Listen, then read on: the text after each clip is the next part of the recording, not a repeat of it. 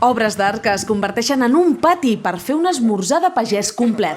A Masblanc i Jové han transformat el paisatge en un museu a l'aire lliure. Entre ceps, oliveres i ametllers, una quinzena d'obres d'art. De fet, han parat la nostra taula a l'ombra de la Sargantaneta.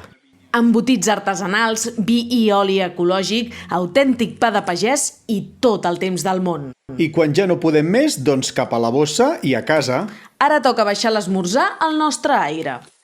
Passeges per la vinya dels artistes, pots anar descobrint les diferents obres d'art, els diferents artistes que les han creat. Al fons sents els pardalets, sents l'olor de les herbes aromàtiques, del romaní, del timó.